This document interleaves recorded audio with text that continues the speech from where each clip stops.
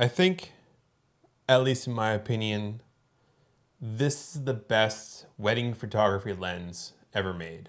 I'm absolutely amazed by this 28 to 105 with an aperture of f2.8 that Sigma recently came out. When I saw it was released, I got really excited because I was like, do I even need to bring another lens when photographing a wedding? So I naturally challenged myself.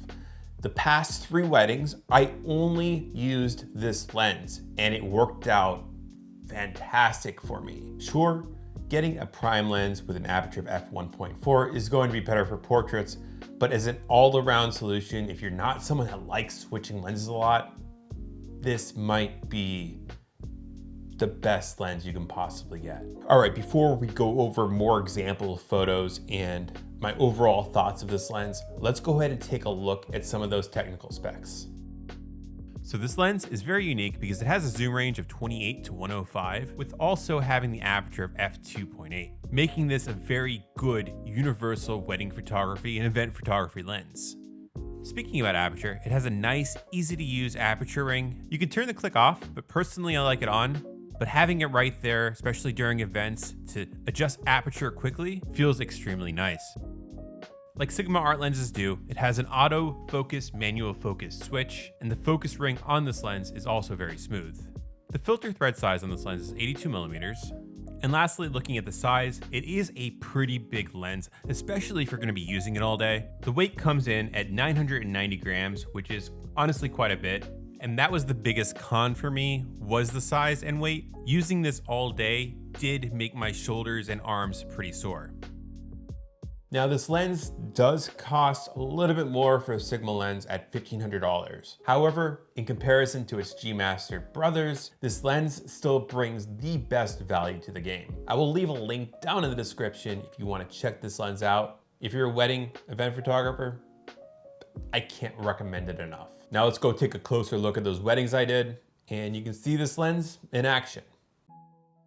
So like I said earlier, I got to use this lens at a few weddings, 2 of which I used only this lens because I was curious, can I get away with using just one lens? So asking myself, what are the qualities of a lens that I can get away with to use only one lens for a wedding?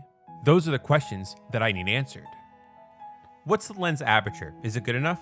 Well, at f2.8, I think it is. Now, obviously you can go the whole prime kit route and very comfortably get to f1.4, but honestly, the bokeh and the blurry background and the depth of field from an f2.8 lens at a wedding and couples portraits is more than enough in most scenarios. The only caveat is if you're in a low light scenario where your flash isn't behaving well, having an f1.4 lens in your arsenal is still pretty good.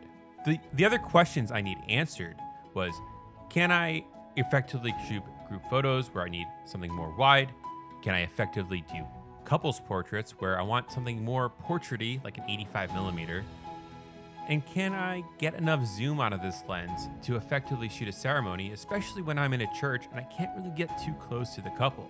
And I feel like this lens checks all of those boxes pretty well. Now, as far as photo quality goes, I'm a big fan of Sigma art lenses. I've used quite a few of them, and every time I use them, I think they look similar and they're very consistent with how they look. All the photos that you've seen thus far in this video have been photos taken with using this lens with the Sony a7 IV.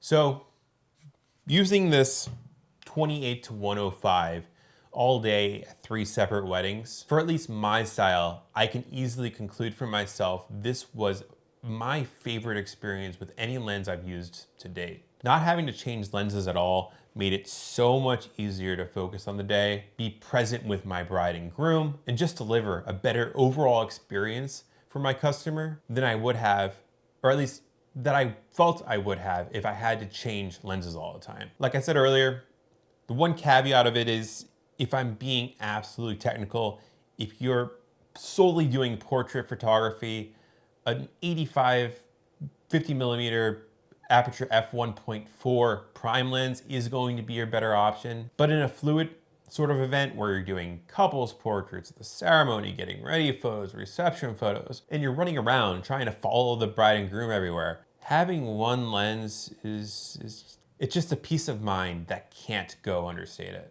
Anyways, guys, if you have any questions about this lens, please let me know down in the comments. Thanks for watching this video, and I'll catch you in the next one.